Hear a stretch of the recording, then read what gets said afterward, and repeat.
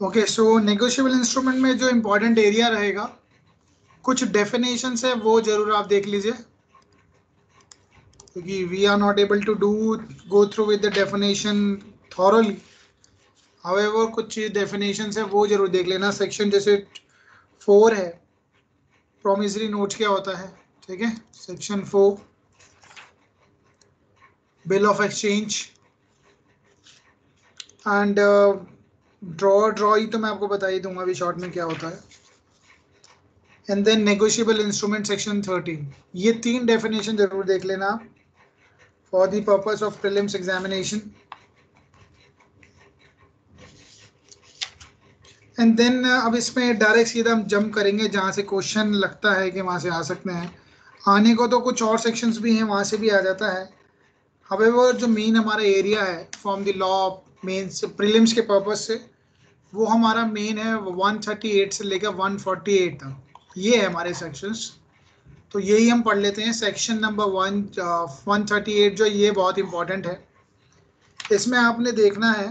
First of all इसको पढ़ने से पहले आपको ये पता होना चाहिए, एक होता है ड्रोवर, एक होता है ड्रॉई, एक होता है पेई। ड्रॉवर वो है जो चेक बना रहा है, जिसने चेक ड्रॉ किया, ठीक है। ड्रॉई कौन है? ड्रॉई है बैंक, जिसके नाम का उसने चेक ड्रॉ किया है, मतलब जिसके ड्रॉवर का जहाँ पे अकाउंट है जिस बैंक में, वो चेकबुक जो है वो हो गई ड्रॉई। पेई है जिसके फेवर में जा रहा है चेक, ठीक है। अब होता क्या है 138 जो है, अब इसमें 138 में या तो चेक जो है वो डिसऑनर हो जाए, डिसऑनर मतलब वो भुना नहीं पाए, भुनाना हिंदी में बोल देते हैं जनरली, डिसऑनर हो गया। किस रीजन की वजह से हुआ? It can be because of the insufficiency of the fund, insufficiency of the fund, पैसा नहीं है अकाउंट में।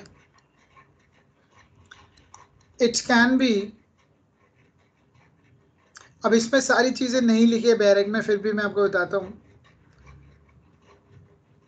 either because of the amount of money standing to the credit of that account is insufficient to honor, या तो account में पैसा ही insufficient है, या जब उसने स्टॉप पेमेंट करा दी हो, बाद में स्टॉप पेमेंट करा दी हो। क्लोजर कहाँ पर दिया? ये कहीं नहीं दे रखे, तो केस लॉ बता रहा हूँ मैं, बैरेट में नहीं लिखे हुए, केस लॉ से भी आंसर आ सकता है ना, ठीक है। हाँ सर, ये आया हुआ है ना, इसलिए पूछ रही हूँ ये कहाँ पर लिखा हुआ है। ये लिखे हुए नहीं है इसमें, ये केस लॉज है। बैरेट में सारी चीज थोड़ी ना है, मैं तो आपको अलग से हटके बता रहा हूँ बैरेट में। आप सुनिए इसको, ठीक है। तो स्टॉप पेमेंट या अकाउंट ही वो क्लोज करा देता है, closure of account, that can be ground for, इसको ये मान लिया जाएगा कि वो डिसऑनर नहीं हुआ, cheque I mean cheque dishonour हो गया है, और जिसकी वजह से अब यहाँ पे पेनल्टी है, पेनल्टी है, पनिशमेंट भी है। पनिशमेंट की हम बात करें तो पनिशमेंट कितनी है? मैक्सिमम 2 इयर्स तक हो सकती है, जो कि पहले कम थी, ठीक है। पनिशमेंट पहले कितनी थी? 1 साल थी, इसको हमने बढ़ाया है। कब बढ़ाया है? विद इफेक्टिव फ्रॉम 2003 में, ठीक है। 2003 से ही इसको हमने 2 साल कर दिया है। और रही बात अमाउंट की, अमाउंट कितना है? ट्वाइस अमाउंट, दुगना अमाउंट है। जितना सपोज करो 10 लाख का चेक है तो 20 lakh, that can B amount, ये भी ऑर्डर किया जा सकता है। जरूरी नहीं हर केस में पनिशमेंट ही मिले। तो यहाँ लिखा है be punished with imprisonment for term which may be extended to 2 years or with a fine which may be extended twice। अब ये अर्चना आप ये कह रहे हैं, ऑफ कोर्स की बात है, ये बैरक में नहीं लिखी हुई, स्टॉप पेमेंट है, इनसफिशिएंसी लिखा है, स्टॉप पेमेंट है, अकाउंट बंद करा दिया है। एक सिचुएशन में आपको देता हूं, आप सॉल्व कर देना जरा इसको। सपोज करो मैंने जब चेक इशू किया, मेरे अकाउंट में सिर्फ 5,000 रुपए थे। When I issued a check, I was having 5,000 only. और मैंने जो चेक इशू किया वो 50,000 का किया था। अब जब ये डिसीजन की बात, जब ये चेक की बात आई, इसने अब जो चेक डाला अकाउंट में, उस दिन चेक अगर ऑफ कोर्स अब मेरे अकाउंट में पहले 5,000 ही थे, but during the passage of time, जब चेक की जो डेट है उस दिन मैंने अपने अकाउंट में उसके डालने से पहले, चेक को प्रेजेंट करने से पहले मैंने ऑलरेडी बैंक में पैसा डाल दिया। मैंने ऑलरेडी यहाँ पे 45,000 रुपये और डाल दिए, और ऑफ कोर्स ही बात है चेक क्लियर हो जाता है तो कोई इशू ही नहीं है। चेक भाई, मैं जब चेक इशू कर रहा हूँ, चेक जिस दिन मैं इशू कर रहा हूँ, इट इज नॉट रिक्वायर्ड, ये आपके बैरक में नहीं लिखी है बातें, ये केस लॉज है। अब केस लॉस का टाइम तो हमारे पास है नहीं, क्योंकि हम बात कर रहे हैं कल हमारा परसों पेपर होने वाला है। तो चेक जिस दिन इशू हुआ, it is not required that the amount should be whatever the amount you are issuing the check, that should be in your account। ऐसा नहीं है कि इतना अमाउंट आपके अकाउंट में हो। जब आप चेक इशू कर रहे हैं, आप चाहे 5,000 रुपये आपके अकाउंट में, चाहे 1 रुपया भी ना हो, और मैं चेक इशू कर रहा हूँ, बट जिस दिन उसको चेक को प्रेजेंट करना है उससे पहले अगर मैं पैसे जमा करा देता हूँ, दैट वुड बी सफिशिएंट होगा। तो यहाँ पे मेरी इंटेंशन रिफ्लेक्ट हो रही है। हो सकती है कि इंटेंशन से पता लग रहा है कि इसके चेक में अकाउंट में पैसे नहीं थे, तब भी इसने इशू कर दिया। अगर वो सिचुएशन है, डेफिनेटली पनिश होगा वो। बट अगर उससे पहले उसने अमाउंट जमा करा दिया है तो कोई फर्क नहीं पड़ेगा, क्योंकि हमारे को तो चेक क्लियर हो रहा है ना। It doesn't give any fact. And therefore case law की बात कर रहे हैं, क्योंकि केस में ये ऑब्जेक्शन उठा था कि भाई 5,000 रुपये इसके अकाउंट में थे पहले, इसने चेक इशू कर दिया। तो चेक जब इशू किया, इट इज नॉट रिक्वायर्ड, ये जरूरी नहीं होता। इसकी इंटेंशन यहाँ पे हम नहीं ढूंढ पाएंगे कि भैया इसकी इंटेंशन क्या थी। इंटेंशन टू डिफ्रॉड ही थी क्या पहले से? It would be difficult to find out. Now अब क्या है यहाँ पर, चेक जो है आपके पास जो बेरेट है वो कितने, कौन से ईयर का है? सर अभी का है। तो आपने देखा होगा जो चेक है, ए लिखा है, प्रोवाइजो हम पढ़ेंगे तो वहां लिखा है चेक जो प्रेजेंट होना चाहिए 3 महीने में होना चाहिए। पहले 6 मंथ हुआ करती थी इसके, ठीक है। मेरे पास पुराना है तो इसके 3 महीने हो गई है। आपके पास अगर नया है तो मुझे इसकी डेट बता दीजिए बस, इफेक्टिवली डेट कौन सी है? सर किसमें सर? चेक की डेफिनेशन में? हाँ जी, ए है ना, ए लिखा है। यस सर, चेक 6 मंथ लिखा है ना, वहां पे स्टार भी लिखा हुआ है, ऐसे करके लिखा होगा। 6 मंथ ही लिखा है आपका?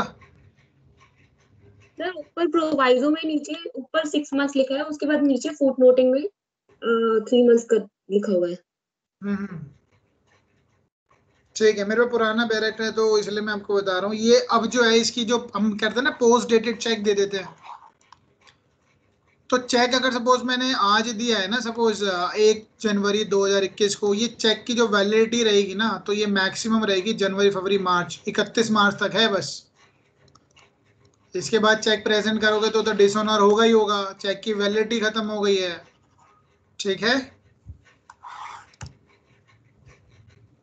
कई बार हम चेक में डेट नहीं लिख के देते, हम कहते हैं भाई जब तेरे को डालना हो ना डाल देना, इसको अपनी डेट अपने हिसाब से डाल देना। तो ये 6 मंथ नहीं है, 3 मंथ्स है, ठीक है। 3 महीने तक ही वैलिड रहता है चेक, अगर डेट डाल दी आपने। अब थोड़ा ध्यान से सुनेंगे।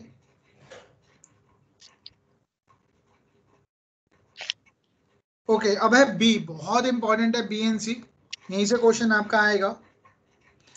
द पेई or the holder in the due course of the check, as the case may be, makes a demand for the payment of said amount of the money by giving a notice in writing to the drawer of the check within a 30 days of the receipt of the information by him the bank regarding the return of the check is unpaid। Situation से समझ लेते हैं। अगर मैंने ए ने check को present करा bank में और ये चेक बाउंस्ड हो गया, डिसऑनर्ड हो गया। जब ये डिसऑनर्ड हुआ, सपोज करो 1 जनवरी 2021 को ये डिसऑनर हो गया चेक, इस डेट के बाद से, डिसऑनर होने के बाद से, A has to send a notice. क्या भेजना पड़ेगा? नोटिस। किसको भेजना पड़ेगा? ड्रोवर को, कि भैया चेक हो गया है बाउंस, लिखित में, with in 30 days of the receipt of the information by the bank. यानी 30 दिन, ध्यान रखना यहाँ पे, ठीक है, 30 days, विद इन 30 days इसको नोटिस भेजना पड़ेगा। विद इन किसको भेजना पड़ेगा? ड्रॉ मान लेते बी ने ड्रॉ किया था। अब इस 30 दिन के बाद क्या होगा? Now after this 30 days the drawer of such cheque fails to make. अगर जब मैंने इसको 30 दिन के अंदर नोटिस भेजा, and the drawer fails to make the payment of the said amount of the money to the payee or as the case may be to the holder in the due course of the check within 15 days।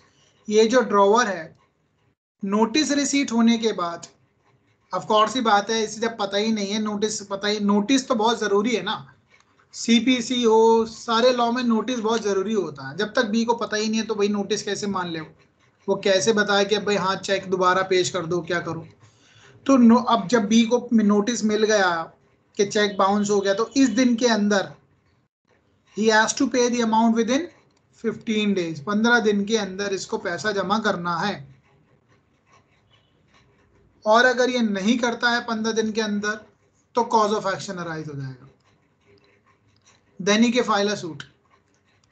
अब ये क्या कर सकता है? Complain file कर सकता है, ठीक है। तो अब ये कंप्लेन फाइल करता, तो यानी यहाँ पर क्या है, एक बहुत इंपॉर्टेंट आगे आएगा 138 जो है ना, इसका 138 का जो सी है, ये आगे यूज में आने वाला है। अभी मैं आपको दिखाऊंगा कहाँ पर, जब आप कंप्लेन फाइल करने जाएंगे। तो ये बात समझ में आ गई? ए है उसमें पोस्ट डेटेड चेक में आपने क्या बताया, जहाँ पर डेट नहीं डाली होगी वहां पर? वो तो मैं आपको प्रैक्टिकल में बता रहा था, कई बार हम डेट वेट नहीं डालते, तो डेट जिस दिन उसने डाली होगी ना, उस दिन से 3 महीने होता है बस। कई बार हम कहते हैं ना भाई इस पे डेट मत डाल अभी, क्योंकि डेट डालेगा तो 3 महीने वैलिडिटी है। अच्छा, जिस दिन डेट डाल दी उस दिन के बाद 3 महीने के बाद नहीं डाल सकते ना चेक अकाउंट में एनकैश कराने के लिए, या जो उसमें अकाउंट को क्लियर कराने के लिए, तब 3 महीने तक वैलिडिटी है। कई बार हम जो ट्रांजेक्शन करते हैं उसमें डेट नहीं डालते, हम इसलिए नहीं डालते भाई अभी कुछ दिन रुक जा, मेरे अकाउंट में पैसे नहीं, लेकिन तू चेक रख ले, डेट तब डाल दियो जब मैं तेरे से कहूँ, तो उसके 3 महीने का टाइम मिल जाएगा ना और एक्स्ट्रा। ऐसा होता है प्रैक्टिकली। ये बात समझ में आ गई? 30 days का, 15 दिन का।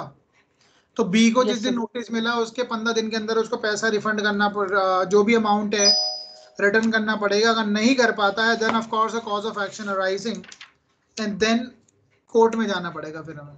अब हम कौन सी कोर्ट में जाएंगे? अब हम कौन सी कोर्ट में? चीफ जुडिशियल मजिस्ट्रेट नहीं, जुडिशियल मजिस्ट्रेट फर्स्ट क्लास में। फर्स्ट क्लास, सीजेएम नहीं, ठीक है, और एमएम या एमएम। दिल्ली की बात करें तो एमएम, और आजकल आपको मैं बता दूं दिल्ली के अंदर तो एमएम की कोर्ट अलग ही है, एमएम नेगोशिएबल इंस्ट्रूमेंट की कोर्ट है।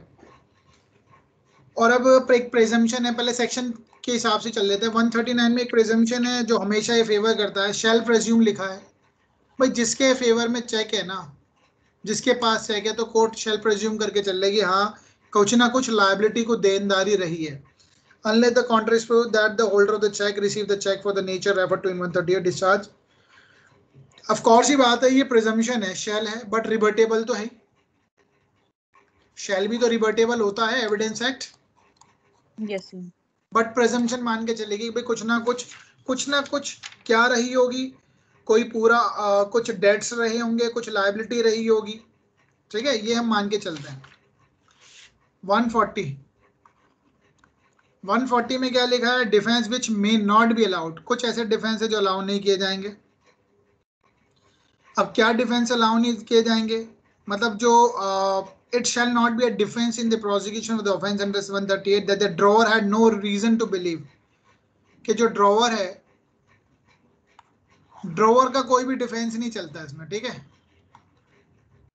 Reason to believe that when he issued the cheque that the cheque may be dishonour, उसका ये नहीं डिफेंस चलेगा कि मुझे नहीं लग रहा था कि ये चेक डिसऑनर हो जाएगा, ठीक है। कोई डिफेंस नहीं चलेगा। पर एज्यूम करके चलेंगे भैया तूने चेक इशू किया है तो तेरी लायबिलिटी है, उसका कोई डिफेंस ये नहीं चलेगा कि मैंने तो ऑनेस्टली पे किया था और चेक इशू किया था, अब वो गलती किसी और की है, मेरे अकाउंट में पैसे नहीं है तो मैं क्या करूं। तो ये डिफेंस वगैरह नहीं चलेगा। नाउ सेक्शन 141, ये ऑफेंस बाय कंपनी है। अगर कोई कंपनी ऑफेंस करती है तो उसमें जितने भी जो डायरेक्टर वगैरह लोग हैं, एक बार यहाँ पे देख लेते हैं। डायरेक्टर, मैनेजर, सेक्रेटरी, ऑफिसर, ये सारे लायबल होंगे। बट अगर ये प्रूव कर देते हैं कि ड्यू डिलिजेंस, कि हमने तो ड्यू डिलिजेंस किया था तब भी हम we not able to avoid the liability, या हमने से गलती हो गई, ड्यू डिलिजेंस अगर ये प्रूव कर देते तो बच जाएंगे, नहीं तो फिर ये लोग फंसेंगे कंपनी के केस में। आगे चलते हैं भाई, इतना ही ध्यान रखना, सेक्शन याद रखना बस, इसका सेक्शन।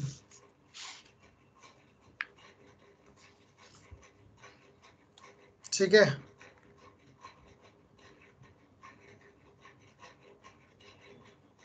कॉग्निजेंस की बात करें, सेक्शन 142, कोई कोर्ट तब तक कॉग्निजेंस नहीं लेगी जब तक कोई रिटर्न में कंप्लेंट ना आई हो। ठीक है, रिटर्न में कंप्लेंट चाहिए होगी। ठीक है, और एज द केस में भी the due course of the cheque. ठीक है, and complainant is made within 1 month of the date on the cause of action arise. और कंप्लेंट, ये बहुत इंपॉर्टेंट है, कंप्लेंट का भी तो टाइम पीरियड हो। कंप्लेंट कितने दिन में फाइल होना चाहिए? विद इन 1 month, 1 महीने के अंदर कंप्लेंट फाइल हो जानी चाहिए from the date of on which the cause of action arise. Cause of action, cause of action कब अराइज हुआ है सर? वो नोटिस के 15 दिन बाद। हाँ जी, जब उसने सेक्शन 138 के अंदर, मैंने आपसे कहा था सी का मैं बाद में इस्तेमाल करूंगा तो यहाँ इस्तेमाल करूंगा, 15 दिन के अंदर उसने अगर कोई पेमेंट नहीं करी है तो उस दिन के जैसे ही 15 दिन खत्म हो जाएंगे तो कॉज ऑफ एक्शन अराइज हो जाएगा। ठीक है, तो यहाँ पे भी अगर आप देखोगे बैरक में 142 में 138 का सी लिखा, ये क्वेश्चन आएगा यहाँ से, प्रोवाइडेड द कॉग्निजेंस कंप्लेंट में be taken by the court after, but of course ही बात है, सेटिस्फाई कर देगा तो उसके बाद भी 15 दिन के, ये 1 महीने के बाद भी, वो 30 दिन के बाद भी फाइल कर सकता है, able to satisfy the court. और कौन लेगा कॉग्निजेंस? एमएम लेंगे या जेएमआईसी लेंगे, यही सुनाई करेंगे। और अल्टीमेटली अगर दिल्ली की बात करें तो आपने देखा होगा दिल्ली में एमएम नेगोशिएबल इंस्ट्रूमेंट ऐसे करके कोर्ट लिखा होता है, एनआई। अगर फरीदाबाद की बात करें तो फरीदाबाद में जेएमआईसी ही होते हैं डायरेक्ट, जो इन मामले को सुनते हैं। हाँ जी सर इसका ऐसा हो जाएगा जैसे 3 महीने, तो इसका ये है कि 3 महीने के अंदर, मतलब 3 महीने का टाइम मिलता है कि चेक को आप कैश मतलब क्रेडिट करवा लो। तो मान लो अगर 2 महीने बाद, मतलब चेक के डेट के 2 महीने बाद उसने वो मतलब क्रेडिट कराने के लिए बैंक में डाला और वो डिसऑनर हो गया, तो अब वो उसको नोटिस देगा। हाँ ठीक है, जी, नोटिस ही देगा तो फिर डिसऑनर। नोटिस देने के बाद वो 15 दिन मिलेंगे या 30 दिन, मतलब अरे देखो 30 सुनो डेज का क्या था? सुनो, मैं समझ गया आप कहाँ पे डाउट आ रहा है, ये डाउट आता है अक्सर, कोई बात नहीं। मेरे को, ये मेरे जो पास, रिसीट मिलेगी, ध्यान से सुनिए अब जरा, मेरे पास एक चेक है जिसपे डेट डली हुई 1/1/2021। ये जो चेक है इसकी वैलिडिटी कब तक है? मैं कब तक चेक डाल सकता हूं अपने बैंक में? लास्ट डेट है 31/3/2021। ठीक है, इसमें कोई डाउट नहीं है, ये तो 3 महीने की बात कर रहा है ना। अब सपोज करो मैंने चेक डाला, मैंने डाल दिया 1 फरवरी 2021 को मैंने चेक डाला, चेक बाउंस हो गया, 3-4 दिन बाद ही रिपीट इसकी खबर आ जाती है। ठीक है, चेक की मुझे बात पता चल गई 5/2 को लगा लेते हैं, 5 फरवरी 2021 को। 5 के बाद भैया 2-3 दिन तो मुझे ड्राफ्ट करने में लगेंगे नोटिस। मैंने 10/2 तारीख को मैंने नोटिस भेज दिया, किसको? पार्टी को, इसको भेजा, क्या नाम है ड्रॉवर इसका? को, ड्रॉवर को, ड्रॉवर को, ड्रॉवर। ड्रॉवर। ध्यान रखना, यहाँ से चेक बाउंस यहाँ हुआ है ना, ध्यान रखिए जरा, यहाँ चेक बाउंस हुआ है ना इस तारीख को, 5/2 को मुझे पता लग गया कि भाई चेक बाउंस हो गया, चेक बाउंस हो गया। तो 5 तारीख से लेकर 1 महीना कब खत्म होगा? 5 मार्च 5 मार्च तक की मेरे पास डेट है नोटिस देने की।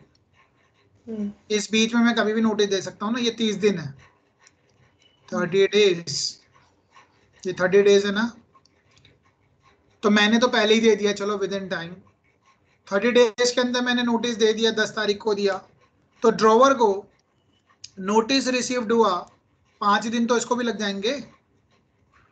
अच्छा 15 तारीख को नोटिस को रिसीव हुआ, तो 15 तारीख से इसके बाद कितना टाइम है, 15 दिन है, 15 फरवरी, 30 फरवरी तक अगर ये पेमेंट करता है तो ठीक है। 2 मार्च तक हुआ, 2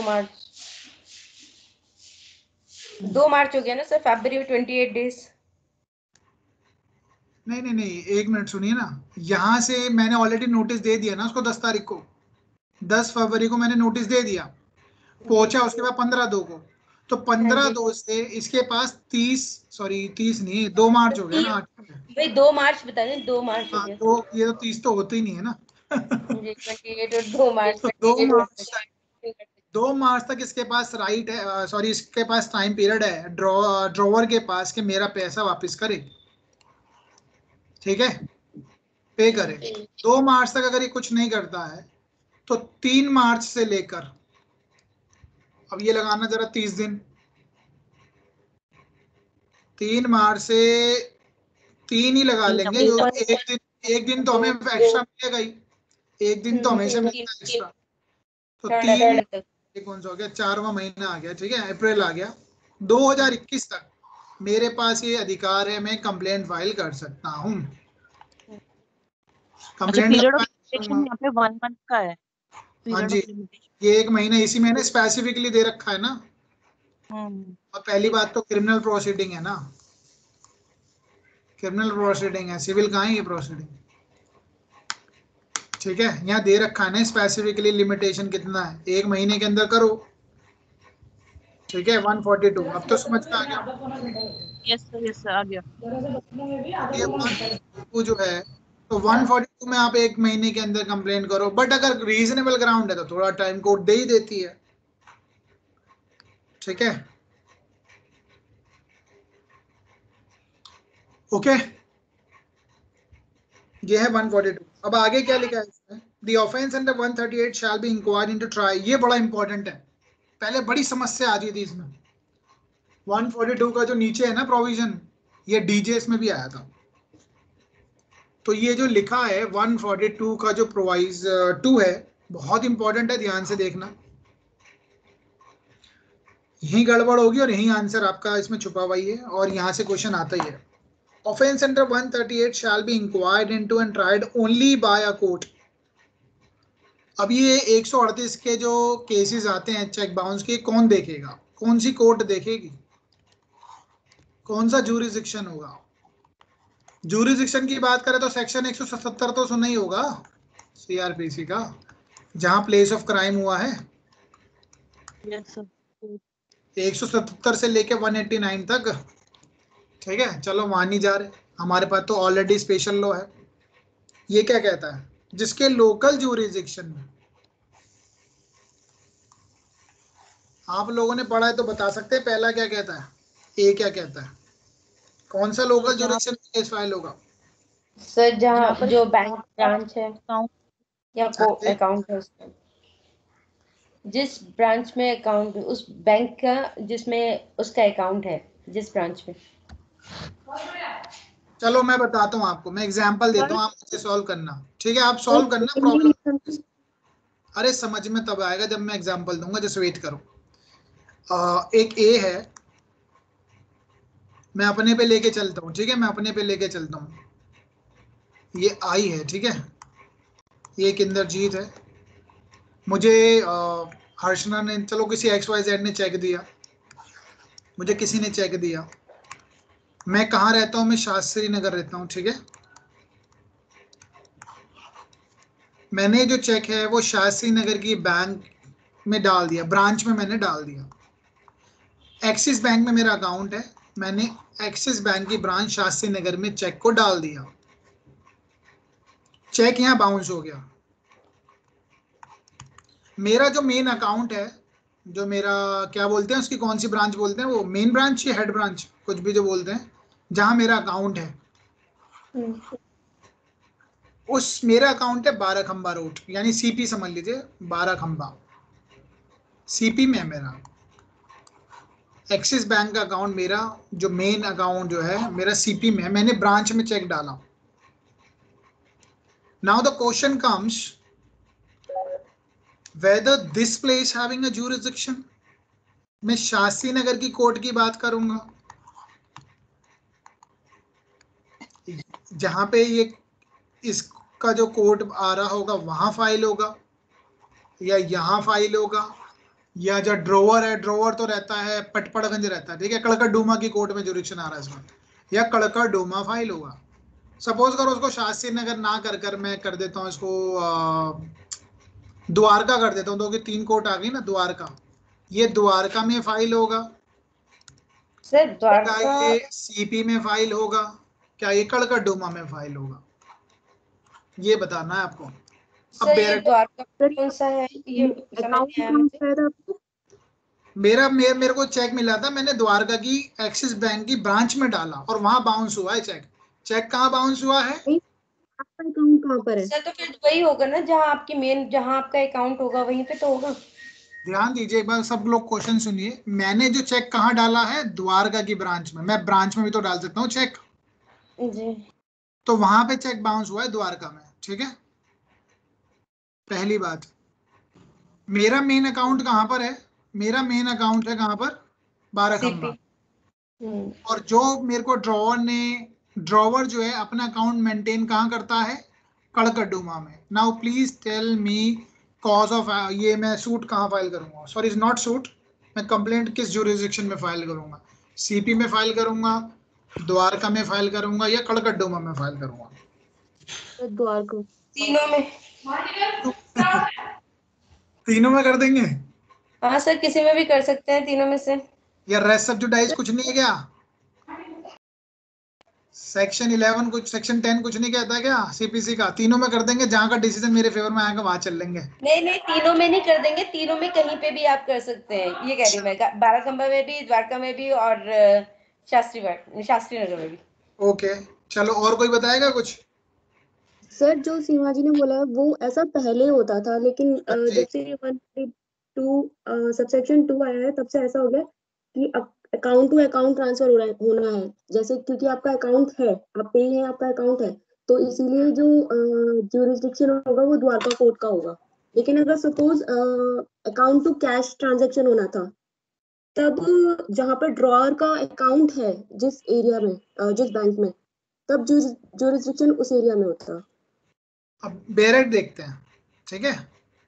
पहले कुछ और होता था, पहले ऑफ कोर्स ये बातें बड़ी समस्या आती थी। अब इसको क्लियर करा 142 के 2 ने।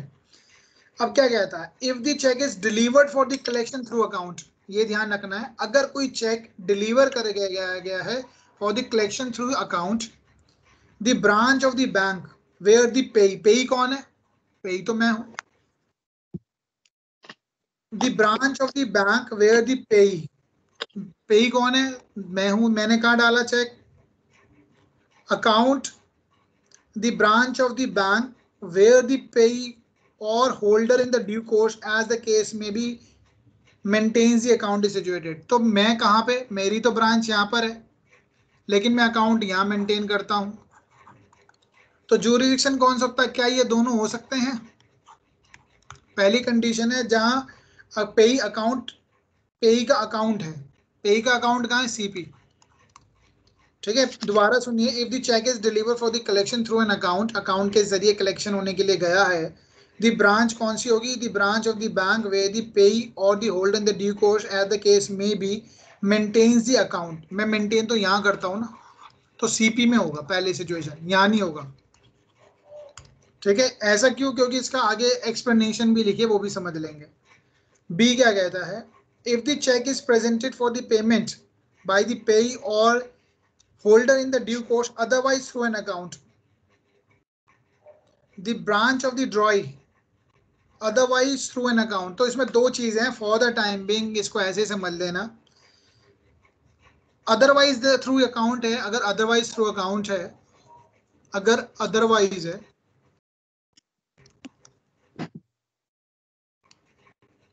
अब इसको डिटेल में पढ़ाना पड़ेगा ये क्या है क्या नहीं है, अभी तो टाइम हमारे पास कम है।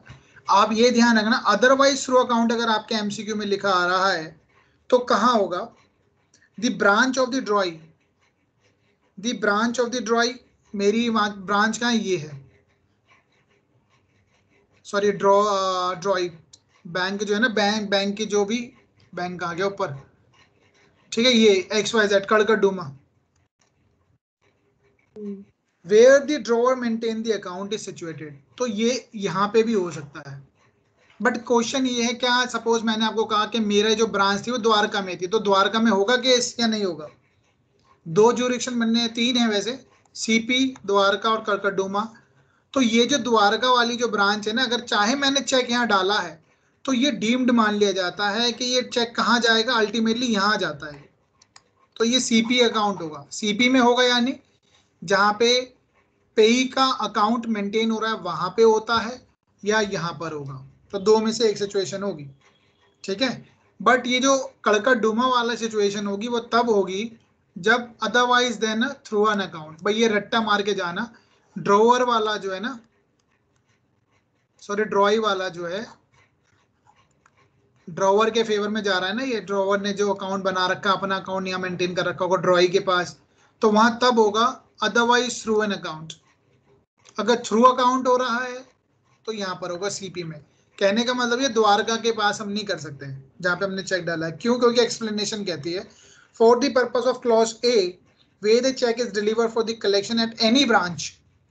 अब मैंने ब्रांच में डाला था ना, मेरा अकाउंट तो सीपी में है, मैंने द्वारका की ब्रांच में चेक क्लियर करने के लिए, भुनाने के लिए डाल दिया, at any branch of the payee or holder in the due course then the cheque shall be deemed. क्या लिखा है? Then the cheque shall be deemed, ऐसा माना जाएगा to have been delivered to the branch of the bank. कहां deliver कर दिया?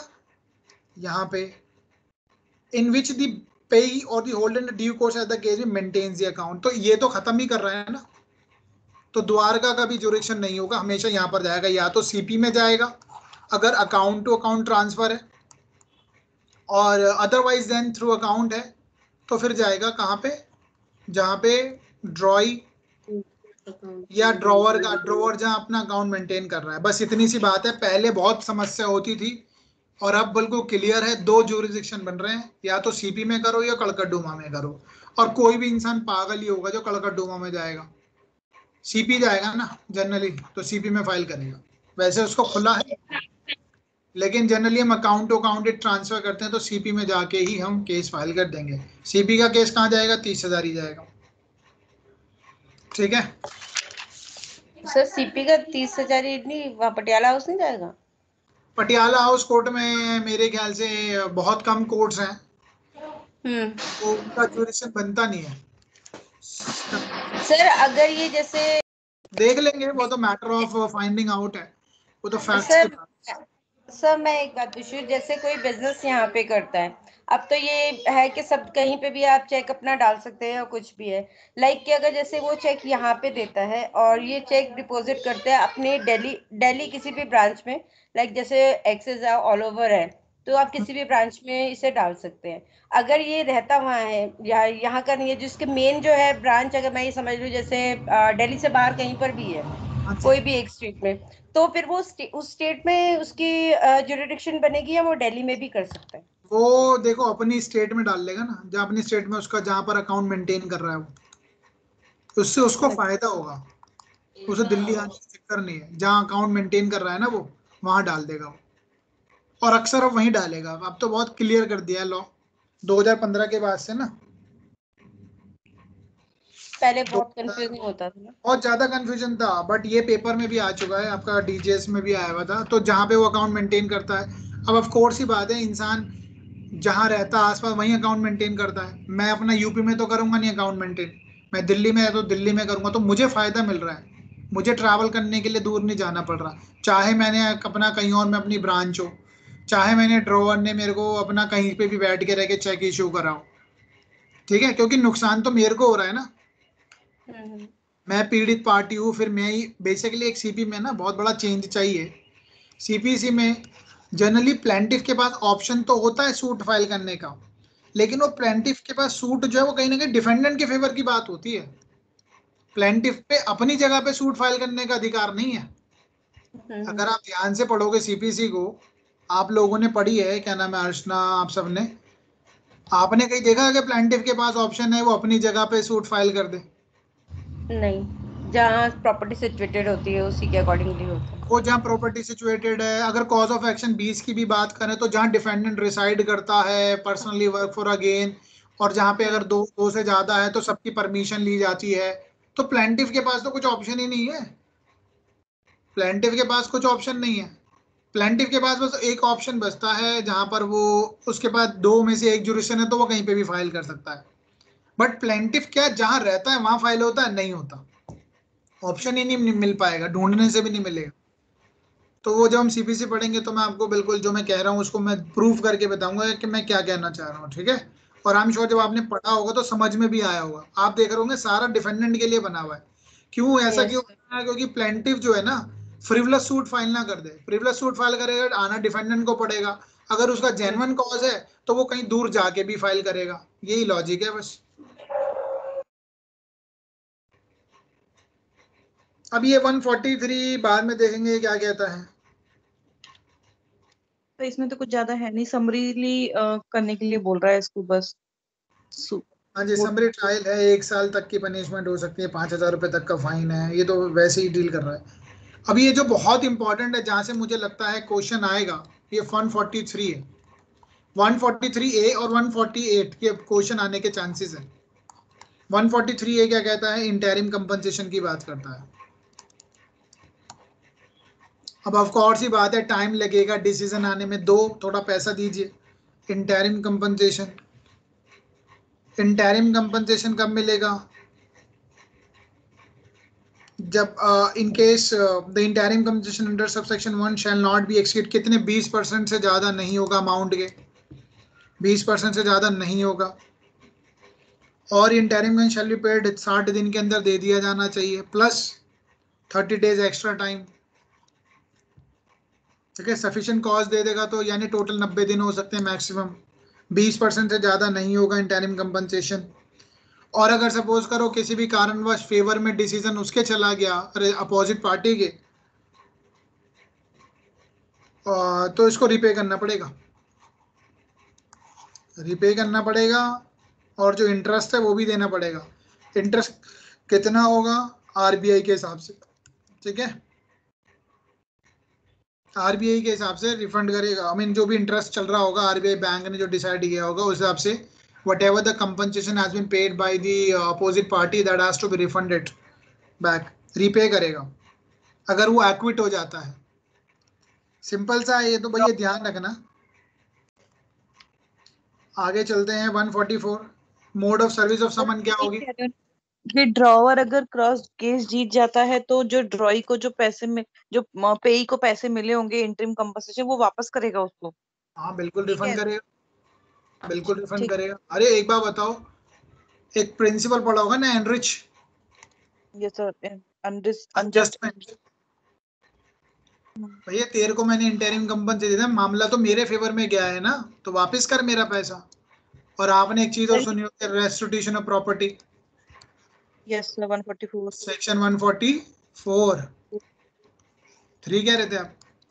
4 कह रही थी, 144। ओके 144। और ये 144 क्या डीम डिक्री है? Yes sir. डीम डिक्री कहाँ है? दो कब दो पढ़ लेना। सर ये बताना, ये 143A जो है ये कब जोड़ा गया है, क्योंकि मेरे में नहीं दिया हुआ है ये। हाँ, ये 140 2018 का बहुत इंपॉर्टेंट प्रोविजन है, इंटरिम कंपनसेशन। ठीक है। अच्छा, एमपी एकोमोडेशन एक्ट के अंदर कहीं इंटरिम की बात करी गई है क्या?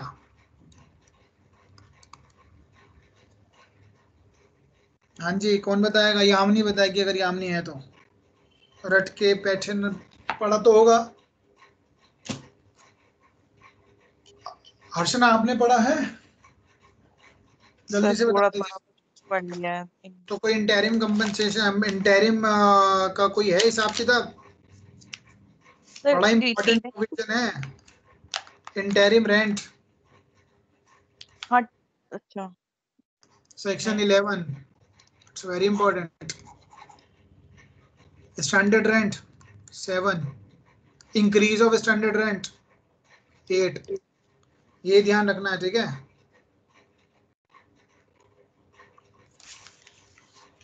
ओके आगे चलते हैं। अच्छा इसके भी आप कुछ ध्यान रख लेना, 12 जरूर पढ़ना, 13 जरूर पढ़ना, एंड 12, 13, 12 को तो एक बार पूरी रीडिंग कर ही लेना, 14 जरूर पढ़ लेना, सब लेटिंग नहीं कर सकता वो।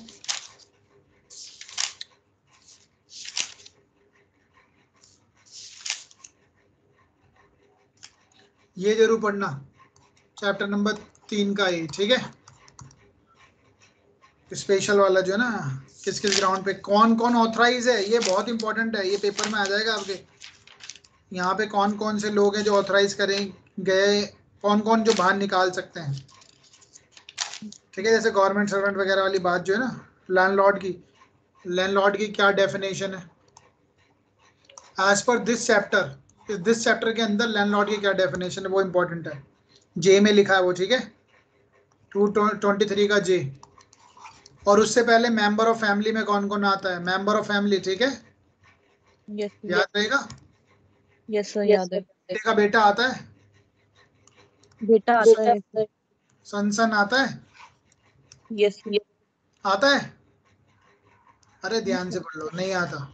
ब्रदर सन आता है, नहीं, ब्रदर सन आता है, अरे खुद का बेटा नहीं तो ब्रदर का बेटा क्यों आएगा? और ये देखना है तुम्हें, यही तो मुझे पता था यही गलती करोगे आप लोग, मुझे पता है यही गलती करोगे। भतीजा आता है, पोता नहीं आता, देख लेना। इतना यही पता गलती है, मैरिड वुमेन कोई भी नहीं आती, चाहे डॉटर हो चाहे आएगी ना, आएगी ना, अंकल की बीवी नहीं आएगी, चाचा की चाची नहीं आएगी हमारी, चाची आती है।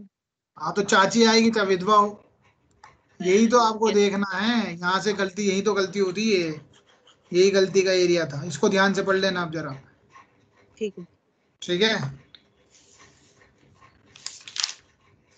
और बता देता हूँ मैं आपको, इसमें जो बहुत इंपॉर्टेंट है ना, 28 जरूर देख लेना, और इससे भी इंपॉर्टेंट है 29, एक बार जरूर पढ़ लेना, पावर में क्या क्या है, और सिंपल सा है, अंदर से मत जाना, पावर वही रहती है समनिंग वमनिंग वाली, ठीक है।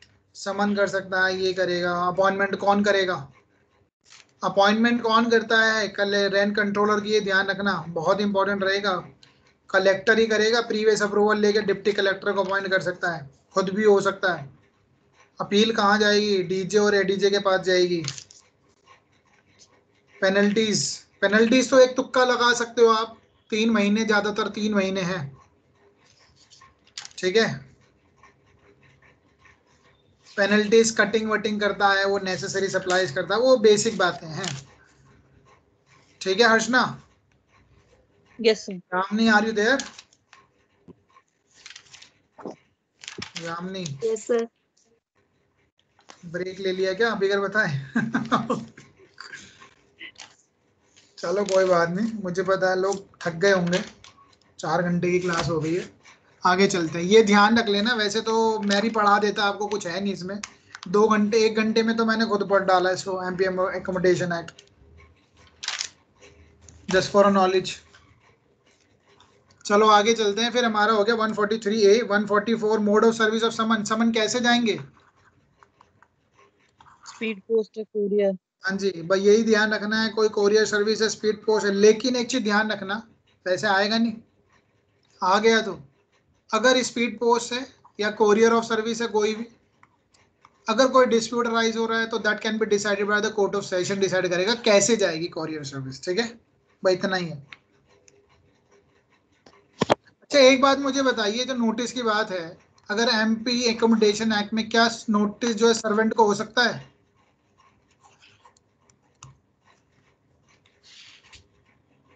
सर्वेंट को नोटिस हो सकता है भाई, टीनेंट का कोई सर्वेंट है, हाँ जी, सर्वेंट तो नहीं आता ना उसमें, सर्विस ऑफ समन ना एमपी में आता है, एमपी एकोमोडेशन एक्ट में आता है, ठीक है, सर्वेंट को दिया जा सकता, सीपीसी में नहीं चलता भाई, यही तो है कुछ कमियां जो हम भूल जाते हैं, ठीक है। कई बार ये स्पेशल लेजिस्लेशन ना थोड़े बिल्कुल आउट ऑफ द कंटेक्स्ट बना दिए जाते हैं। ओके 145 एविडेंस ऑन एफिडेविट, जितने भी एविडेंस होंगे इन मामलों में नेगोशिएबल इंस्ट्रूमेंट में एफिडेविट पे लिए जाते हैं। Evidence by way of affidavit सुना होगा आपने। Yes sir. बट हटाओ, इसमें और कुछ है ही नहीं। 146 क्या है? ये कहता है बैंक स्लिप जो अपने आप में ना एक प्रीमा फेसाई एविडेंस होगा। बैंक के जो स्लिप है ना, जो बैंक अपनी स्टेटमेंट लिख के देगा कि हाँ भी चेक बाउंस हो गया, ये हो गया है, बैंक की स्लिप जो होगी वो प्रेज्यूम की जाएगी कि वो अपने आप में प्रीमा फेसाई एविडेंस है। 146 ना 147 ऑफेंस कंपाउंडेबल होगा, क्षमा करने योग्य होगा, कंपाउंडेबल। ठीक है ना 148 लास्ट पढ़ लेते हैं, बड़ा इंपॉर्टेंट है, बाद में ऐड हुआ है ये भी। मेरे में तो है नहीं, क्या है? 148 हाँ जी, मेरे में है ही नहीं सर, 18। अच्छा नहीं है तो लिख लीजिए, पेपर में आने वाला है, नहीं है तो आपके ही आएगा। Power of the appellate court, जो अपीलेट कोर्ट है वो क्या करेगी? Appellate court to order payment pending. वही 20% कर रहा है इसमें। काइंडली म्यूट योर माइक, थोड़ा सा डिस्टरबेंस आ रहा है, हम वाइंड अप कर रहे हैं इसको। Power of the appellate court to order payment pending appeal against the conviction. तो ऑफ कोर्स ही बात है, अगर नीचे की कोर्ट ने उसको कन्विक्ट किया है, जिसके खिलाफ कंप्लेंट हुई थी, अगर वो अपील करना चाहता है तो he has to deposit amount, कुछ अमाउंट डिपॉजिट करना पड़ेगा। कितना करेगा? कितना करेगा? Minimum 20% of the minimum of 20%, ध्यान देना 20% ऑफ द फाइन और the compensation awarded by the trial court. जितना भी फाइन हो, जितना भी कंपनसेशन हो, उसका 20% है। ये ध्यान रखना है, ये चेक अमाउंट का नहीं है, ठीक है? चेक अमाउंट का नहीं है, ये ध्यान रखना है, गड़बड़ हो जाएगी नहीं तो। सर आपने पूरा हेडिंग क्या बोला? Pending payment. Power of the appellate court, power of the appellate court to order payment pending appeal against the conviction. अब जिस इंसान को कन्विक्ट करा वो अपील करेगा ना, जब अपील करेगा तो अपील तभी सुनी जाएगी, भैया पहले अमाउंट जमा करा, 20% ऑफ द फाइन और compensation awarded by the trial court. और ये जो 20% अमाउंट है ना, इन एडिशन होगा, that would be in addition. किसके एडिशन में होगा? जो इंटरिम कंपनसेशन दिया गया है। इंटरिम कंपनसेशन मिला था ना अभी इसको 143 के ए में, 143 के ए में मिला था, उसका एडिशन होगा। इंटरिम कंपनसेशन कितना था? 20%। 20% किसका था वो? हाँ जी, तो वो तो अमाउंट का था ना, उसका जो cheque. Amount of the cheque, ठीक है? यहाँ पे क्या बात करिए? Amount of cheque. यही तो कमी हम भूल जाते हैं, यहाँ पे अमाउंट ऑफ चेक है, और लेकिन ये जो 20% है ये है किसका? फाइन और कंपनसेशन का 20%। तो ऐसा नहीं है कि दोबारा 20% मांग लेंगे तो 40% हो जाएगा ना, ऐसे नहीं होता। ओके, यही है इसमें। और लास्ट में क्या है? सेकंड आपने क्या बोला? In addition to interim compensation awarded under 143 का ए में जो दिया। हाँ जी, 143 में ये लिखा है ना, 143 के ए में ये लिखा है 20% ऑफ चेक अमाउंट। अब ये जो अमाउंट है, जो फर्स्ट में 20% ऑफ कंपनसेशन का दिया है, वो कोर्ट में, वो तो कोर्ट में डिपॉजिट होगा ना? ये सारे कोर्ट में डिपॉजिट होते हैं और वहां से फिर वो निकलवाता है अपना अमाउंट, विड्रॉ करेगा ना। जैसे डिपॉजिट ऑफ रेंट होता है ना, डिपॉजिट ऑफ रेंट कोर्ट में कर देते हैं, अगर वो नहीं लेगा तो ऐसे ही ये वहाँ डिपॉजिट हो जाता है, तब कोर्ट उसको रिलीज करती है, या डायरेक्ट भी कोर्ट ऑर्डर कर सकती है, भाई दे दीजिए। तो कहने का मतलब ये है भाई, इंटरिम कंपनसेशन है ना, इंटरिम कंपनसेशन शुरू में ही दे दिया, अभी तो उनने अपील प्रेफर कर दी, अपीलेट कोर्ट चला गया, तो अपीलेट कोर्ट तब सुनेगी ना कम से कम 20% अमाउंट जो कंपनसेशन दिया गया होगा, व्हाट, उसका 20%, ठीक है? और आखिरकार अगर वो एक्विट हो जाता है, और वही बात है, ये 60 और 30 और दिन वाली ही बात है, टोटल 90 दिन। और अगर वो एक्विट हो जाएगा तो वापस दे पैसा, अगर उसको कोर्ट ने एक्विट कर दिया है तो फिर वो वापस दे। जो भी उसने ये अमाउंट पे किया होगा, ये अमाउंट पे किया होगा, वापस दो। किसको वापस दो? जो रेस्पोंडेंट है, जिसके अगेंस्ट मुकदमा चल रहा है, एक्यूज बोल देते हैं जनरली, एक्यूज को। ठीक है, खत्म हो गया ये हमारा। अब इसमें केस लॉ देखने की जरूरत नहीं है, बाद में केस लॉ तो आते नहीं है, बट इसका सेक्शन जरूर याद रख लेना। 138 का सी बहुत इंपॉर्टेंट है। 138 तो पूरा इंपॉर्टेंट है, उसी पे आधार है, लेकिन सी पे से क्वेश्चन आते ही हैं जनरली। 139 प्रिजम्पशन की बात करता है, 140 डिफेंस है, 141 कंपनी है, ठीक है, 142 कॉग्निजन। 142 पे क्वेश्चन बनता है आपका, 142 के 2 पे वो डायरेक्ट पूछ लेंगे ए और B. And 142 A pending cases, ये कोई इतना इंपॉर्टेंट नहीं है, आगे चलते हैं। 143 समरी, 143 ये बहुत इंपॉर्टेंट है, यहाँ से क्वेश्चन बनेगा ये आपका 143 ए एंड 148। तो क्वेश्चन जहाँ से मेरे को लगता है बनेंगे, वैसे तो ज़्यादा सेक्शन नहीं है, 10-12 ही सेक्शन है, किसी में से भी बना सकते हैं वो। ठीक है, चलो हटाओ, इसको खत्म करते हैं। ठीक है, अब टीपीए भी देख लेते हैं, 2 मिनट लगते हैं, 9 बज गए, 5 मिनट में टीपीए खत्म करते हैं। मैं सर एक लिखूंगा बार कोर्स में फर्क बता दो। हाँ जी, ऐसे याद कर लो, holder and holder in due course. अब ये नहीं आता पेपर में आपके। अरे कैसे एक याद कर लो, में दिया है बस। मान लो सेक्शन पे भी बेस पर रट्टा मान लेना। जैसे नेगोशिएबल इंस्ट्रूमेंट है वो 13 है, और एक 4 है, एक 5 है, बस। बाकी देखो आने को तो जो मर्जी पूछ ले, लेकिन हमें अब इतना टाइम नहीं है ना कि सारी चीजें डिस्कस हो सके। और नेगोशिएबल इंस्ट्रूमेंट हमारे लॉ में जितना पढ़ना है वो इतना ही है। अब टीपीए देख लेते हैं जरा, टीपीए क्या है, मैं जल्दी शॉर्ट में बता देता हूँ आपको। अरे बैलेंस नहीं मिल रहा टीपीए का, चलो कमान, टीपीए देख लेते हैं। टीपीए का सेक्शन 6 मैंने कल आपको बताया था, ये पढ़ लेना। पढ़ लिया आपने? Yes sir. ठीक है, ध्यान रखना इसको, जो सारे क्लॉजेज हैं वो तो आपको पढ़ने ही पड़ेंगे, क्योंकि ऐसा नहीं हो सकता, चीज ट्रांसफर ऐसी नहीं हो सकती जहां मैं एक अंदाजा लगा के बैठा हूं। ठीक है, कि मैं एक अंदाजा लगा के बैठा हूं कि मुझे फ्यूचर में चीज मिलेगी, इस पे सक्सेसनेस नहीं हो सकता। ठीक है, वो चीज़ मैं ट्रांसफर नहीं कर सकता। बाकी ये सारी चीज़ें, पेंशन ट्रांसफर नहीं हो सकती, स्टाइपेंड ट्रांसफर नहीं होगी। आई am sure you can answer it. अभी ये मेंस का नहीं है, प्रीलिम्स का है। तो प्रीलिम्स में तो 4 ऑप्शन आपके पास हैं, उन 4 ऑप्शन को अगर नहीं समझ में आया तो थोड़ा ध्यान से देखना, definitely you can answer it. Okay, section 7 में बिल्कुल सिंपल सी बात है, कोई भी इंसान ट्रांसफर कर सकता है प्रॉपर्टी को, बट माइनर नहीं कर सकता। But minor can be a beneficiary of the property. लेकिन जो इंसान कॉम्पिटेंट है, कॉन्ट्रैक्ट कर सकता है, वो ट्रांसफर कर सकता है। प्रॉपर्टी भी ट्रांसफरेबल होनी चाहिए, सेक्शन 6 के अंदर ना आ रही हो। ट्रांसफर कैसा हो सकता है? एब्सोल्यूट हो सकता है, कंडीशनल हो सकता है, यानी कंटिजेंट हो सकता है, वेस्टेड हो सकती है चीजें, ओरल ट्रांसफर हो सकता है। सेक्शन 10 इंपॉर्टेंट है, कंडीशन रिस्ट्रेनिंग एलिनेशन। ऐसी कोई कंडीशन हम प्रॉपर्टी में नहीं लगा सकते थे कि मेरे मरने के बाद तुम उसको नहीं बेचोगे, या मेरे जीते जी ऐसी प्रॉपर्टी चलती रहेगी, उसके बाद इसको जाएगी। कोई रीजनेबल कंडीशन हो सकती है, only reasonable condition can be impose, not like this के हाँ कि द प्रॉपर्टी का जो है ना ट्रांसफर होते रहना चाहिए। प्रॉपर्टी ऐसी ना हो कि सिर्फ थ्रू आउट दी लाइफ, पूरी जिंदगी भर, और मेरे मरने के बाद भी, उसके मरने के बाद भी, उसके मरने के बाद भी वो हमारे ही वंशज में रह जाए। इसके पीछे एक लॉजिक है, प्रॉपर्टी ट्रांसफर होती रहनी इसलिए भी चाहिए क्योंकि अगर प्रॉपर्टी ट्रांसफर नहीं होगी तो सरकार को पैसा नहीं आएगा। ठीक है, तो प्रॉपर्टी ट्रांसफर होगी तो सरकार को सेल डीड पे पैसा मिलेगा, ट्रांसफर होगी तो ऑफ कोर्स ही बात है, स्टैंप लगेगी, रजिस्ट्रेशन होगा। तो यू कैन अंडरस्टैंड ये लॉ क्यों बना है। आई होप आपको समझ में आ गया होगा। ठीक है, are you getting my point?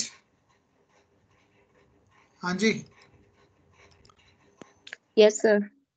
देखो अब डिटेल में Yes, नहीं sir. जाता, ऊपर ऊपर से बता रहा हूँ, बस समझ जाना। आई एम श्योर फिलॉसफी समझ जाओगे तो कुछ चीजें समझ में भी आएगी।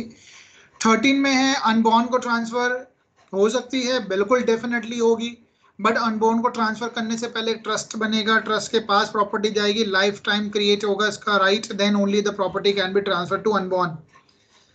इतना ही समझते हैं, बहुत डिटेल कॉन्सेप्ट है, बड़ा अच्छा कॉन्सेप्ट है, बाद में पढ़ेंगे। 14 है, रूल अगेंस्ट परपीचुटी, प्रॉपर्टी का लगातार स्थानांतरण होता रहना चाहिए। It can not be hold for a long but हाँ माइनॉरिटी के केस में से वो जब तक वो माइनर है तब तक ही होल्ड की जा सकती है, उससे ज्यादा नहीं होगी। Let's proceed further. Rule against perpetuity था ये। वेस्टेड 19 है, जो मेरे को अभी मिल जाती है एंड टू एंड, वो वेस्टेड होती है depending upon the condition that would be a contingent under section 21। देन सीधा आ जाते हैं इलेक्शन। इलेक्शन इतना प्री का क्वेश्चन नहीं बनता है, मेंस में अगर आता है इलेक्शन, दो चीज में से मुझे एक चीज चूज करनी है तो मैं वही चूज करूंगा। 35 नाउ 41 ऑस्टेंसिबल ऑनर, ये इंपॉर्टेंट है। कई बार ऐसा होता है जो इंसान जो दिखता है वो होता नहीं है, या जो अपने आप को दिखा रहा है वो ऑनर नहीं है, लेकिन जिसके बिहाफ पे वो काम कर रहा है उसने उसको ऑथराइज किया गया है। तो अगर जिसको ऑथराइज किया गया है, सपोज करो मैं अपनी मदर की या फादर की प्रॉपर्टी में मैं ऐसा शो करता हूं कि मैं इसका मालिक हूं, डेफिनेटली अगर कोई बूढ़े माँ बाप है तो मैं अपने आप को शो करूंगा, I will be honour of it, then I cannot take my words back. अगर मेरे पेरेंट्स ने, मेरे मदर ने भी मेरे को ऑथराइज किया गया है तो, ठीक है, ये ऑस्टेंसिबल ऑनर है। इसमें डॉक्ट्रिन ऑफ होल्डिंग आउट भी कहीं ना कहीं अप्लाई हो जाता है। 43 की बात करें, feeding grant of estoppel, transfer of unauthorised, मेरे पास जो आज संपत्ति है मैं उसका मालिक नहीं हूं, लेकिन मैं फ्यूचर में बन जाऊंगा और मैंने उसके तहत किसी को इंड्यूस कर दिया था कि ये प्रॉपर्टी आप ले लीजिए, और उसके चलते उसने वो प्रॉपर्टी ले ली, या वो कॉन्ट्रैक्ट करता है, फ्यूचर में वो प्रॉपर्टी किसी भी तरीके से मेरे पास आ जाती है, because I may be a legal higher, मैं उसका लीगल एयर हो सकता हूँ, ठीक है, पहले मेरे पास नहीं थी बट अल्टीमेटली मैं फ्यूचर में मेरे पास वो प्रॉपर्टी आ जाती है, तो मैं बाउंड हो जाऊंगा कि मैंने जो कहा अपनी बात को मैं फॉलो करूंगा, ठीक है। 52 पे आते हैं, transfer of the property pending suit relating thereto. 52 है, during the pendency of a suit, कोई दायरा मुकदमा चल रहा है किसी प्रॉपर्टी पे, then you cannot sell the property during that process. अगर जिसने खरीद ली है बोनाफाइड मैनर में भी, तो जो कोर्ट की डिक्री डिसीजन आएगा that has to be bind by, उससे उसको वही डिसीजन फॉलो करना पड़ेगा।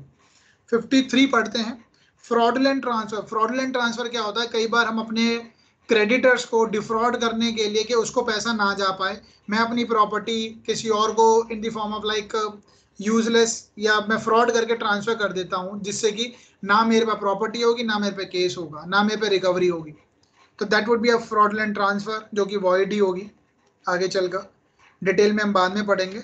53 ए पार्ट परफॉर्मेंस, मैं आपको ऑलरेडी बता चुका था, मैं ऑलरेडी अगर पेमेंट किसी चीज़ के लिए दे चुका हूं और वो पर्सन मैंने पेमेंट किसी को दी है और उस इंसान ने मुझे कब्जे में बैठा दिया है, तो मैं क्या कर सकता हूं, I can compel that person to perform इस contract at the same time. Part performance का मतलब है कि जो मेरा कॉन्ट्रैक्ट रह गया मैं उसके लिए इन्फोर्स करा सकता हूं, स्पेसिफिक रिलीफ एक्ट में जा सकता हूं, force the enforcement of a contract and. लेकिन पार्ट परफॉर्मेंस की यहाँ पे जो बात है वो डील करता है कि मुझे कब्जे से ना निकाला जाए, ठीक है, I should not be dispossess, क्योंकि मैं ऑलरेडी पोजेशन में हूं। जबकि section 6 of specific relief act वो डील करता है जहां डिस्पोज ऑफ कर दिया गया है उसको दोबारा से कब्जे में लाना।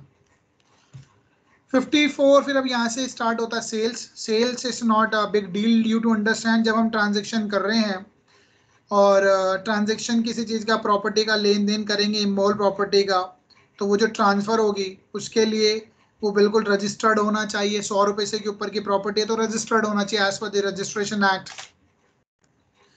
मॉनेटरी हो सकता है इसमें, ऑफ कोर्स ही बात है, इन्वॉल्व मॉनेटरी होगा ही, लेन देन है तो। राइट्स आप पढ़ लेना, 55 में दोनों के राइट्स है।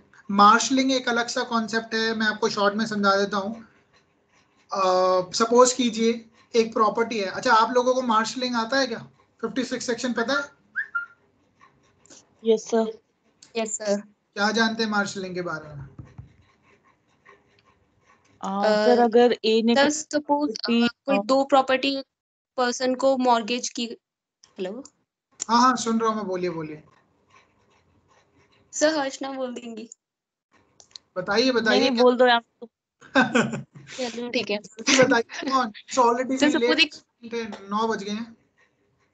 सर सपोज दो प्रॉपर्टी एक पर्सन को मॉर्गेज की गई है, उसके बाद उसमें से एक प्रॉपर्टी किसी को सेल कर दी गई है, तो जो सेलर है बायर है वो ये कह सकता है कि मॉर्गेजर अपना मॉर्गेज। चलो कोई बात नहीं, अटकन आ रही है ना, ये देखिए जल्दी से सीखिए। मतलब वो उस प्रॉपर्टी में से करा सकता है जो उसे सेल नहीं की गई है, उससे सेटिस्फाई करा ले। ए ने अपनी प्रॉपर्टी बी को मॉर्गेज की है, ए अपनी प्रॉपर्टी सी को बेच देता है। अब प्रॉपर्टी एक्स वाई जेड है। ऑफ कोर्स ये बात है, 3 प्रॉपर्टी मॉर्गेज रखी गई थी बी को, ये 3 प्रॉपर्टी थी X Y Z, 3 property B को बेच मॉर्गेज रखी गई थी। इसमें से जेड प्रॉपर्टी जो है वो सी को बेच दी गई है। तो पहले बी जो होगी ना अपनी रिकवरी इन चीजों से करेगा, एक्स वाई जेड से।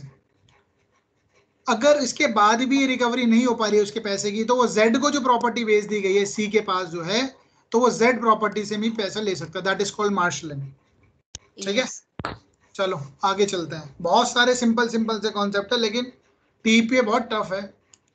TPA is not a easy subject, but बहुत एक्चुअली इसके सारे सिमिलर से लगते हैं जब पढ़ते हैं सब एक दूसरे से। तो ऑफ कोर्स ही बात है, देखो किसी चीज के पीछे पड़ जाओगे ना डेफिनेटली समझ आ जाएगी। मुझे नहीं समझ में आया था एलएलबी में, क्या भला है मार्शलिंग सबरोगेशन, ये नहीं समझ में आया था। लेकिन जब ऑफ कोर्स ही बात है, जब आप भगवान के पीछे भी पड़ते हैं ना, वशीकरण करते हैं, परिक्रमा करते हैं, तो भगवान भी कहते हैं ले तथास्तु। तो you have to do lot of hard work, then only you can understand. And hard work having a no success. अब मैंने सॉरी उल्टा बोल दिया, सक्सेस इज नो शॉर्टकट। तो हार्ड वर्क करोगे then only you can get a success. 58 से लेकर आगे चलते हैं 58 टू, पूरा ये चैप्टर है। इसमें 58 में आप देखो सबसे इंपॉर्टेंट क्या है, ये 6 तरीके की जो मॉर्गेज है ना, ये जरूर पढ़ लेना, क्वेश्चन आएगा। कौन सी ऐसी मॉर्गेज है जहाँ पे प्रॉपर्टी ट्रांसफर होती है, कहाँ नहीं होती है, कहाँ सिर्फ टाइटल रखी जाती है, और कहाँ पर यूज करने का अधिकार है, यूज करने से जो इनकम आ रही है उससे वो अपना भरपाई करता है। तो that is very important. Okay, वो ध्यान रखना है आपको। 60 जरूर देख लेना, रिडीम करने का अधिकार मॉर्गेजर का। 67 फॉरक्लोजर है। ठीक है, जहां से क्वेश्चन अब आएंगे मैं आपको वही बताता हूं जल्दी से क्विकली।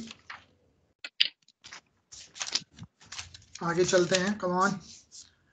मार्शलिंग अगेन 81 है, वो अब देख लेना। सबरोगेशन क्या होता है 92 में है।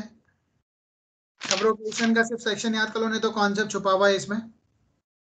ठीक है, चार्ज अगर किसी को देखो, अब यहाँ से नए प्रोविजन है, कुछ चार्ज देख लेते हैं। चार्ज अगर कोई प्रॉपर्टी है जिससे इनकम किसी थर्ड पर्सन को हो रही है, मैंने एक प्रॉपर्टी है सपोज करो, वो किसी के फेवर में गई है और उस फेवर में जाने से पहले उस पर ऑलरेडी चार्ज लगा हुआ है, एनकम्ब्रेंस प्रॉपर्टी है, उस प्रॉपर्टी से किसी और को बेनिफिट मिलता है, तो दैट इज कॉल्ड चार्ज।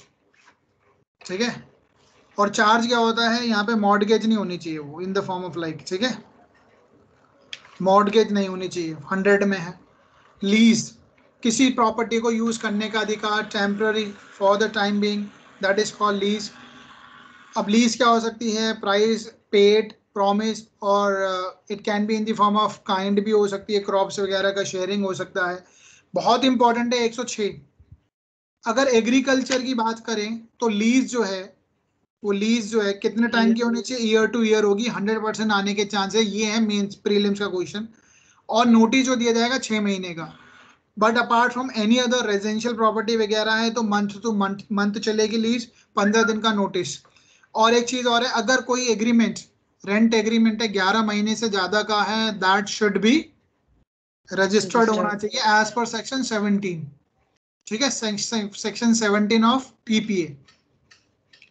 अब उसका सेक्शन 17 का 1 का 4 है, उसमें लिखा हुआ है रजिस्ट्रेशन एक्ट का। रजिस्ट्रेशन एक्ट का सेक्शन 17 है। और विल जो है, विल रजिस्टर्ड नहीं होती, वो सेक्शन 18 का 1 का ई है। अब मैं आपको सारे सेक्शन तो नहीं बता पाऊंगा, बट 17 याद रख लेना। एज पर दिस सेक्शन 17, जो लीज है 1 साल से ऊपर है, that is a compulsory registration, registrable होनी चाहिए, रजिस्ट्रेशन होना चाहिए। If it is less than 1 year, तभी लोग 11 महीने का बनवाते हैं। तो 11 महीने जिससे ताकि फीस ना पे करनी पड़े, बचते हैं लोग। तो फिर वो हमारा क्या होता है, फिर वो 17 के अंदर ही लिखा है ऑप्शनल है। ठीक है, 17 के 2 में लिखा है, और 18 में भी हो जाएगा ऑप्शनल है। नो, जैसे पार्टनरशिप क्या होती है, आप ये 107 के अंदर बता रहे हो क्या, ये 107 के अंदर? हाँ जी, 107 लीज कैसे होगी, वही तो है। देखो बेसिकली वहां का रजिस्ट्रेशन को 107 के साथ पढ़ना पड़ेगा ना। 107 has to be read with section 17 of the registration act. ठीक है, अब ये राइट्स पढ़ लेना आप। 11 पढ़ लेना, कैसे लीज खत्म होगी, ये तो आप अपने लॉजिक से आंसर दे ही दोगे ना, ऑप्शन देख के। Okay 16 holding over. अगर सपोज करो लीज खत्म हो रही है, टर्मिनेशन हो गई है लीज, उसके बाद भी अगर वो इंसान पैसा पे कर रहा है, रेंट पे कर रहा है, और आप ले रहे हो रेंट, मकान मालिक रेंट ले रहा है, तो होल्डिंग ओवर। तो लीज टर्मिनेट होने के बाद भी आप कहीं ना कहीं बाउंड है एक दूसरे के लिए। एक्सचेंज किसी के पलटे कुछ चीज लेना देना, बट क्वेश्चन ये है कि अगर सपोज करो मैंने 10 लाख रुपए का आपको प्लॉट दिया है, आपने मुझे 5 लाख का प्लॉट दिया है, 5 लाख मैंने कैश दे दिए, क्या ये एक्सचेंज है? रिमेनिंग पार्ट ये भी एक्सचेंज होगा। क्या मनी का मनी से एक्सचेंज हो सकता है? बिल्कुल हो सकता है। यस। बट यहाँ पे जेन्युइननेस होनी चाहिए पैसा। और जैसे करेंसी होती है ना, अच्छा एक बात बताओ, जो करेंसी है पुरानी, ये हमारी करेंसी एक्सचेंज करते हैं ना, क्या वो सेल है? करेंसी जो एक्सचेंज करते हैं गोल्ड, जैसे हम पुराने, अच्छा एक देखो बताया, वो जो पुराने सिक्के होते हैं, न्यूमिस्मैटिक न्यूमिस्मैटिक ही तो बोलते हैं जो सिक्के को कलेक्ट करता है, आई गेस। तो वो जो सेल्स ऑफ गुड्स क्या भी हुआ है। हाँ, तो वो ऐसा है कि सिक्के को, पुराने सिक्के को खरीद बेच किया जा सकता है, ठीक है, उसकी अदरवाइज मनी को खरीदा बेचा नहीं जाता, एक्सचेंज होती है मनी, पुराने सिक्कों को बेचा जा सकता है, sales of goods act. Gift I am sure you would be aware about gift क्या है, बट गिफ्ट के लिए आप ये देख लेना रजिस्ट्रेशन कंपलसरी है, अगर 100 रुपए से ऊपर का है तो that is a compulsory registrable, ठीक है। वो पार्टी है डोनर जो है, डोनी जो है अपने जीते जी, बड़ा इंपॉर्टेंट प्रोविजन है, याद रखो, डोनी जो है अपने जीते जी गिफ्ट को एक्सेप्ट कर ले, बट सपोज करो डोनी ने एक्सेप्ट तो कर लिया लेकिन रजिस्टर्ड नहीं हुआ, तब क्या होगा? बहुत इंपॉर्टेंट क्वेश्चन बनता है, तब क्या होगा? रजिस्टर्ड नहीं हुआ, डॉक्यूमेंट रजिस्टर होना चाहिए ना। हाँ जी, रजिस्ट्रेशन तो मस्ट है इसमें, बड़ा जरूरी है। बताइए, गिफ्ट रहेगा ही तो गिफ्ट तो रहा नहीं, लेकिन आपका आंसर है गलत। आप सुनिए, गिफ्ट जो है वो रजिस्टर्ड होना चाहिए पहली बात, लेकिन डोनी जो है एक्सेप्ट कर ले गिफ्ट अपने जीते जी, ठीक है, ड्यूरिंग द लाइफ वो एक्सेप्ट कर ले, लेकिन रजिस्ट्रेशन की जो डेट है ना 4 महीने है, with in the 4 month of execution of the document, 4 महीने के अंदर आप रजिस्टर करा सकते हैं as per section 23 of registration act. तो 3 महीने और 4 महीने आपको दिए हैं, डोनी मर गया तो क्या हुआ? रजिस्ट्रेशन करा लेंगे 4 महीने के अंदर, ठीक है, वैलिड होगा मरने के बाद भी। 4 month from the date of execution of the document, जिस दिन डॉक्यूमेंट एग्जीक्यूट हुआ है ना, गिफ्ट डेट बन गई, 4 महीने दे रहे हैं ना, पता चला गिफ्ट डेट बनने के बाद अगले दिन मर गया वो, ठीक है, डोनी ने एक्सेप्ट कर लिया लेकिन मर गया, तो फिर सर उस गिफ्ट का फायदा क्या हुआ? जिसको तो दिया वो तो है नहीं, बैठ के ना प्रॉपर्टी दे के गया भैया, इतना फायदा मिल रहा है, घर वाले भी तो मिल नहीं रहा, किसी और को ही मिलेगा उसके बेनिफिट, तो फायदा तो मिल ही रहा है ना।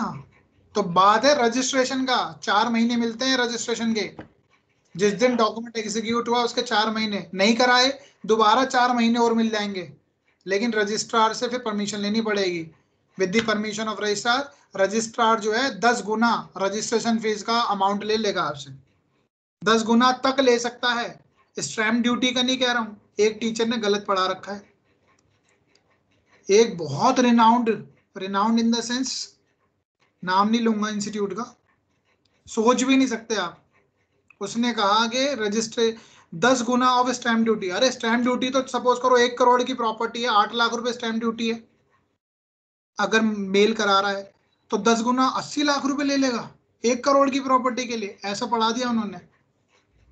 वो कितना है? रजिस्ट्रेशन अमाउंट का 10 गुना ले सकता है बस, यानी मैंने जो भी आपसे सॉल्व किया था 4,000 रुपए था ना, 4,000 का 10 गुना यानी 40,000 ले सकता है बस, 1 करोड़ की प्रॉपर्टी के लिए 40,000 मैक्सिमम, अगर आपने टाइम पीरियड बढ़वाया है तो 4 महीने के बाद। क्लियर है? Yes sir. ऑनरस गिफ्ट पढ़ लेना। ऑनरस गिफ्ट क्या होता है भाई? जिस गिफ्ट के अंदर कुछ जवाबदेही भी बंधी हुई हो। मेरे को गिफ्ट मिल गया लेकिन कुछ टर्म्स एंड कंडीशन है कि मैं अपने गिफ्ट में आने वाली चीज से किसी और को भी कुछ दूंगा। और यूनिवर्सल डोनी क्या होता है? जैसे मैंने सारी संपत्ति ट्रांसफर कर दी है, मेरे पास कुछ नहीं बचा। अब एक्शनेबल क्लेम है। एक्शनेबल क्लेम क्या होता है? ध्यान से याद रखना, कुछ ऐसे लोन, कुछ ऐसी चीज होती है, अगर मैं आपको पैसा दे रहा हूं तो मैं आपसे कुछ चीज लूंगा भी, तो मैंने आपकी प्रॉपर्टी रखवा ली, सिक्योर्ड हूं ना मैं। अगर आप मेरा पैसा नहीं दोगे मैं आपकी संपत्ति बेच दूंगा, मैं सिक्योर्ड हूं ना। बट एक्शनेबल क्लेम वो क्लेम होते हैं जो सिक्योर्ड नहीं होते हैं, ठीक है। एक्शनेबल क्लेम वो क्लेम होते हैं जो सिक्योर्ड नहीं होते हैं। पढ़ लेना 130 से लेकर 137 तक। एक्शनेबल क्लेम वो लोग नहीं खरीद सकते, जज नहीं खरीद सकता, वकील साहब नहीं खरीद सकते, जज साहब नहीं खरीद सकते, क्योंकि उनका अधिक कहीं ना कहीं उस हिसाब से डिग्री इन्फ्लुएंस हो जाएगी ना। 136 खत्म। बस चलो यही पढ़ लेना बाबू। See you tomorrow. It's been a long time.